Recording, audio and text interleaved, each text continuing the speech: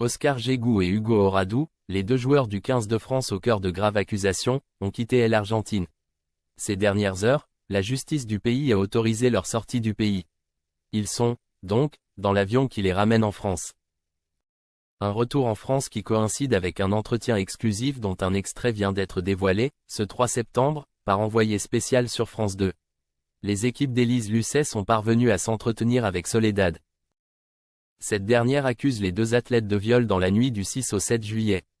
Des propos choquent. La jeune femme semble n'omettre aucun détail alors que l'intégralité de ses propos seront diffusés le 12 septembre prochain sur France 2. Dans cet extrait, Soledad apparaît de dos, préférant masquer son identité.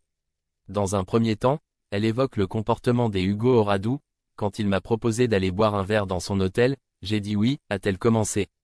Puis, la soirée a pris un tournant inattendu. Quand je suis rentré dans la chambre, j'ai vu qu'il n'y avait pas d'alcool. Je suis allé dans la salle de bain et je lui ai demandé, « S'il te plaît, laisse-moi rentrer chez moi, il est tard », raconte-t-elle. Soledad raconte, ensuite, comment tout a dérapé. Hugo Oradou aurait refusé de la laisser partir. Avec la tête, il m'a dit « non, non, non », puis il m'a attrapé le cou. Il m'a mise sur le lit, il m'a déshabillée comme une brute et il m'a tiré hors du lit alors que j'étais nu. Un geste d'une telle puissante que Soledad assure avoir perdu son oxygène.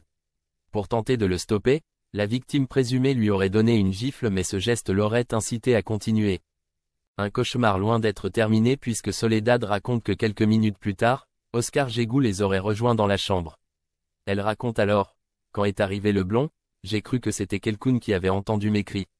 Au lieu de m'aider, il a abusé de moi », a-t-elle expliqué. J'ai supplié, « Non non s'il te plaît, je veux rentrer chez moi. » Il n'en avait rien à faire alors que je lui demandais de l'aide. Ne parvenant pas à crier, la jeune femme assure qu'elle ne pouvait pas crier. J'avais les cordes vocales abîmées. Le blond m'a abusé sexuellement une fois. C'était sans préservatif.